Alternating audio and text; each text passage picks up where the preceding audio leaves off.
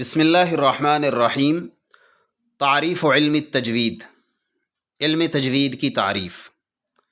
تعریفہ، اس کی تعریف کے دو حصے ہیں، ایک لغوی تعریف، ایک اصطلاحی تعریف۔ التجوید لغتاً، تجوید لغتاً التحسین، حسین کرنے کا نام ہے، خوبصورت بنانے کا نام ہے۔ جود یجود تجوید، جید اسی سے ہے، عمدہ بنانا۔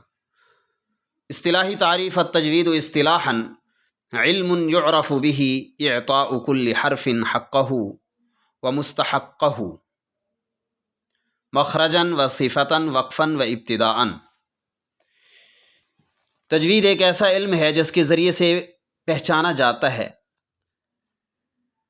کہ مخرج، صفت، وقف اور ابتدا کے لحاظ سے ہر حرف کو اس کا حق اور اس کا استحقاق کیسے دینا ہے۔ اس کا حق اور اس کا استحقاق دینے کی جو پہچان ہے، یہ تجوید ہے۔ حق سے کیا مراد ہے؟ حقہ الصفات الذاتیہ اللازمہ الثابتہ، وہ صفات جو ذاتی ہوتی ہیں، لازم ہوتی ہیں اور وہ ہمیشہ برقرار رہتی ہیں۔ التی لا تنفک عنہ، جو حرف سے جدا نہیں ہوتی۔ کالجہر والشدہ، جیسے جہر اور شدت۔ مستحق سے مراد الصفات العرضیہ ہیں، وہ عارضی صفات الناشئۃ عن الصفات اللازمہ، جو صفات لازمہ سے پیدا ہوتی ہیں۔ مثل الادغام والاخفاء والاظہار، جیسے ادغام، اخفاء اور اظہار وغیرہ۔ حکمہ، تجوید کا حکم، اس کی دو صورتیں ہیں یا دو حیثیتیں ہیں، دو پہلو ہیں حکم کے، ایک نظری پہلو ہے، ایک عملی پہلو ہے۔ الجانب النظری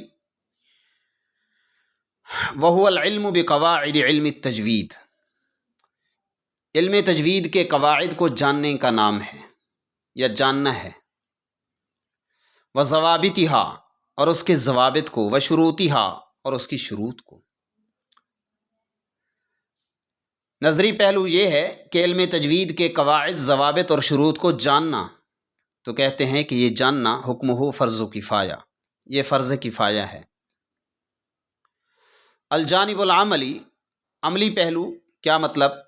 یعنی تطبیق القواعد التجویدیہ النظریہ فی اثناء تلاوت القرآن الکریم، تجویدی قواعد کو منطبق کرنا، فٹ کرنا، قرآن کریم کی تلاوت کے دوران اس پر عمل کرنا، یہ وحکمہ فرض عین، یہ فرض عین ہے۔ جانب نظری فرض کفایہ، جانب عملی فرض عین۔